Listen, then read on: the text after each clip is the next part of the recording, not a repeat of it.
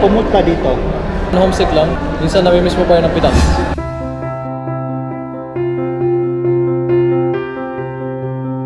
Bakit? Kasi parang malaki masyado yung city. Kung hindi ka madali makapunta sa isang lugar, kailangan mo kumuha ng taxi, mahal, gano'n. Pag wala kang sasakyan, boring talaga. Yung papa kong Arabo, taga Palestine. Hindi Pakistan na Palestine. Kasi dami nakaka-ano yun, di ba? Sa Israel yun, magkatabi ang Israel at Palestine. Dito lang banda taas ng Saudi, katabi ng Jordan. So, papa ko pure Palestinian. So, yung mama ko naman ang Pinay. Pero half din siya dahil sa lola ko, half Kastila at Pilipina. Sa Pilipinas ako pinanganak sa Pangasinan, San Carlos. Medyo sad story, long story din. Kasi nauna na yung papa ko doon ng 2006. Kaso nagkagera, sumama yung border sa Egypt, hindi na kami nakauwi.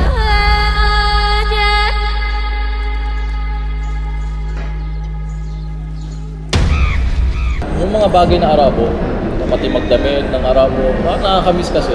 Kaya doon naisip ko Saudi, mag-apply nga ako, mag-upload ako. Maluwag o masikip? Masikip. Ano ang madalas mong hawakan? Akin cellphone. Kanina ko pa hawak eh.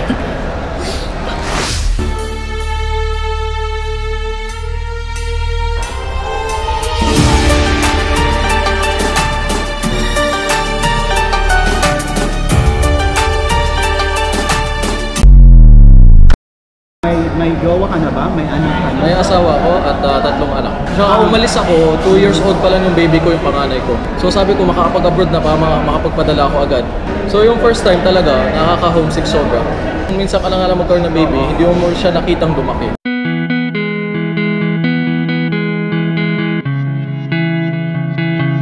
Pero sa awa ng amo ko, halos maiyak ako sa harap niya, sabi ko gusto ko ng bakasyon. Mga 8 months pa lang ako dito, nakapagbakasyon ako. Nakita ko na din yung baby ko ng 2 months. Lumaki sa... Kumusta yung yung LDR? Mahirap din. Kasi minsan pag nag-aaway kayo, hindi talaga kayo magkaintindihan. Minsan gusto mo na siyang yakapin para tumahimik na lang. Pero ang hirap talaga. Kaya nga matinding relasyon to yun. Grabe yung adjustment. Hirap mag-adjust. Pero nandun pa rin yung tinatawag nating communication. Andun naman. Laging sa face. Pero minsan, ginagawa ko para hindi masyado ma-homesick. Iniiwasan ko tignan yung mga litrato ng pamilya ko.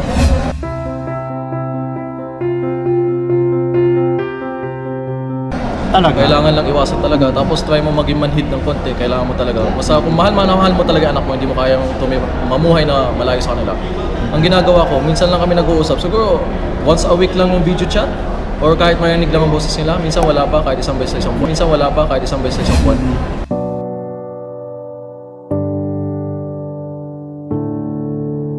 Para lang, masakit kasi kapag naaalala mo may anak ka pala dyan. Try mo din para maging manhid, kalimutan ng konti. Basta, isipin mo na... Para hindi mo na lang naiisip yung mga ganong klaseng emosyon. Kailangan mo talaga silang kalimutan kahit pa paano. Tsaka huwag masyado tignan lagi yung litrato nila kasi nakaka-homesick. Masalo gabi bago ka matulog, titignan mo yung ala. Mahirap talaga. Come back, I still need you. Mapapauwi ka ng So maging matibay ka, isipin mo na kailangan nila yung pera mo na kinikita mo dito. Kailangan mong isipin mo yung mag-school sila soon. So kailangan mo talaga tiisin para sa kanila.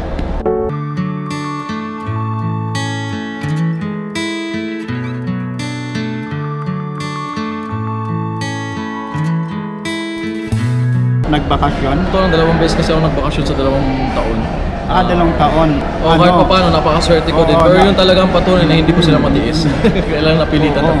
Kasi usually sa ating mga ibang kababayan natin dito, naghihintay muna after 1 year or after 2 years bago pa sila makauwi. But in your case, twice a year, di ba? Wow, grabe ha. Napaka pala to eh. Sa loob ng 2 years, 2 beses. So every 1 year, nakapagbakasyon ako. Umiiyak ka ba talaga? Oo. Bilang Arabo, hindi ibig sabihin pag umiyak ka, hindi ka na lalaki.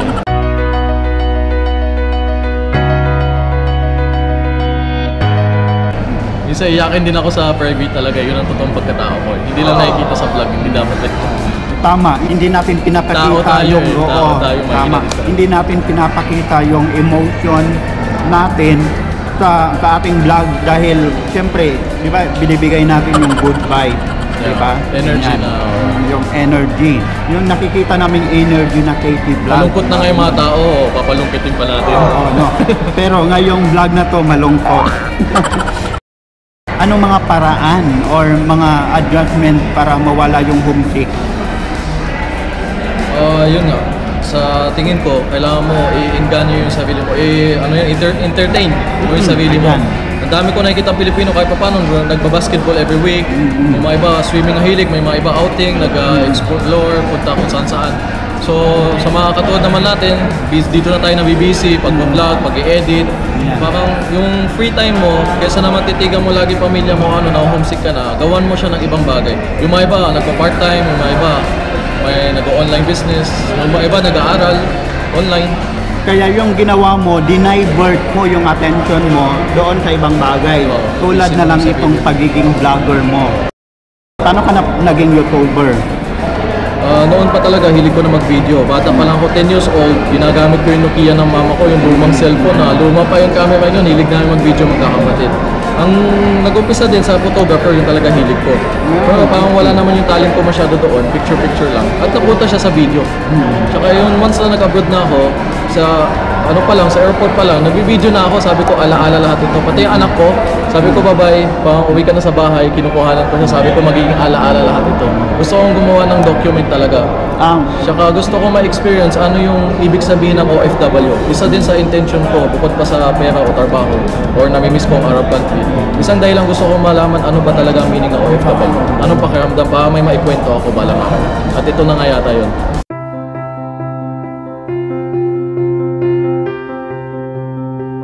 Balita ko, dumami mga supporters mo, marami na nakakapanood ng mga vlog mo, trending na mga video. So, kumusta yung adjustment na marami nang nanonood sa'yo? Sa ngayon, kahit na busy, pero nakita ko nag-boom yun dahil siguro sa ginto, sa ginto talaga. Yung nag-vlog kami ng mga ginto dito. At the same time, negosyante kasi ako eh. Talaga, kaya minsan madamot ako kapag sponsor ako nito, sponsor lang ako. Pero okay lang sa akin kung may mag-vlog iba doon. Pero kasi may usapan kami doon yung time na yun. Pero doon kasi nag-boom yung hilig. Tsaka inalagaan ko yung mga customer. Naging customer ko yung mga nagko-comment doon sa YouTube. At may page ako. So sabi ko, i-like nila yung page at doon sila mag-PM at magkipag-usap ako sa kanila. Saan yung gold, saan banda. Yun, naging customer ko sila, yung mga subscribers ko. Kaya doon nagsimula mas nakilala yung pagiging KT vlog mo. Oo, KC vlog. Tapos isa pa, yung may video ako ng hito. First time ko mag-video, maraming nagulat doon. Maraming nagulat doon. Aba, isda sa hito sa pero marami din basher doon. Yung nga, medyo nagka-problema. Medyo nagka-problema. Wala na akong time talaga doon. Pero at least sumikat lang yung video. Ngayon, ang pangalawang mas sikat na video napansin ko dahil 200,000 views, mas mahigit pa ngayon. Halos 1,700 comments, ang hirap magbasa. Mahirap mag-adjust. Yun yung topic namin ni Amir Walid na half Arab, half Filipino. Yung nagustuhan ng mga tao ito, kasi yun din naman talaga plano ko doon gumawa ng video, i-share kung ano yung pakiramdam na bilang half-half. Kasi sa mga hindi nakakilala sa akin, yung papa kong Arabo, yung nanay ko Pilipina. So gusto ko i-share yung both side, anong nangyari sa anong klaseng kwento na experience ko. Doon din nag-boom yun at doon ko napansin na siyempre Pinoy, nagugulat sila, aba marunong nga mag-Tagalog.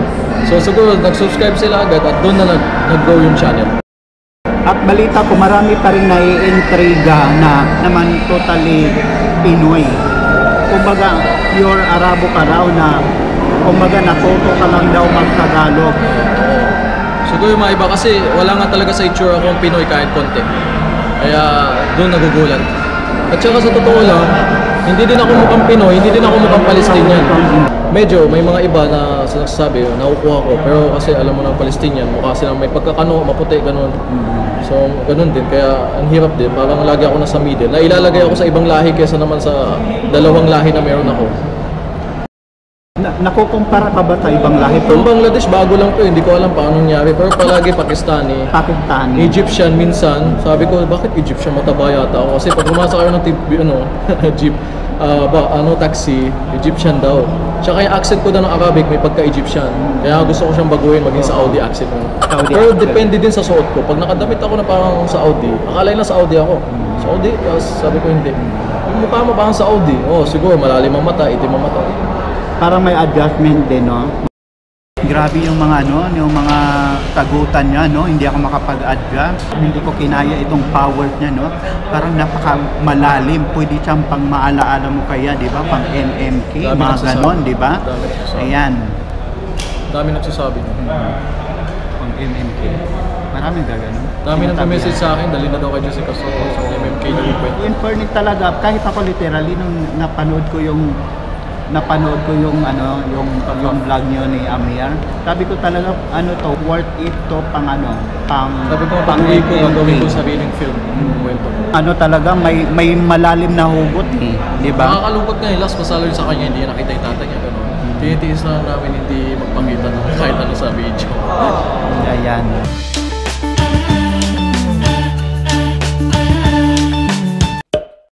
Riyadh o Pinas? Pinas. Ginto o pera? Ginto.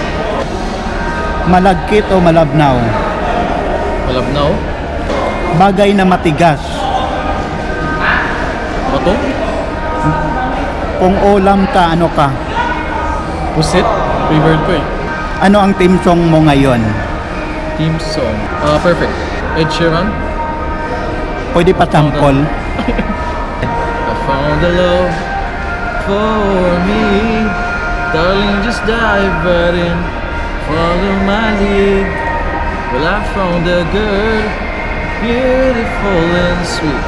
Well, I never knew that someone waiting for me.